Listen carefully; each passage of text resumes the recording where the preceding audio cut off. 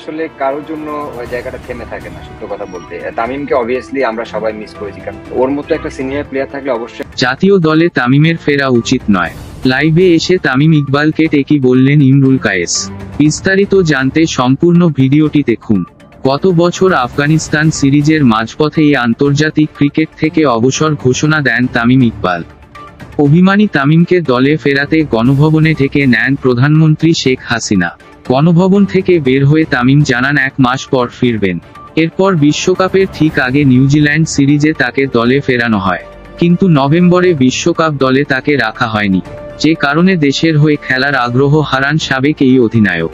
জুনে West Indies ও যুক্তরাষ্ট্রে অনুষ্ঠিত হবে টি-20 বিশ্বকাপ।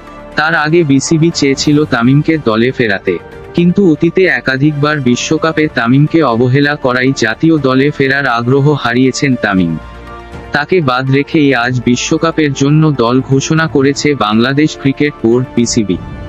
জাতীয় দলে তামিম ইকবালের ফেরা প্রসঙ্গে সাবেক তারকা ক্রিকেটার ইমরুল কায়েস বলেন, আমি তামিমের সঙ্গে ব্যক্তিগতভাবে কথা বলেছি।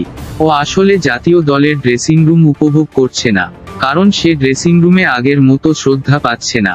সে যতদিন ক্রিকেট খেলেছে, ডমিনেট করে খেলেছে, নিজের লেভেলটা একটা জায়গায় রেখেছিল। ওখান থেকে অবসর নিল, আবার ফিরেও এলো। আসলে ফিরে আসার পর মানুষ খুব ভালোভাবে নেয় না।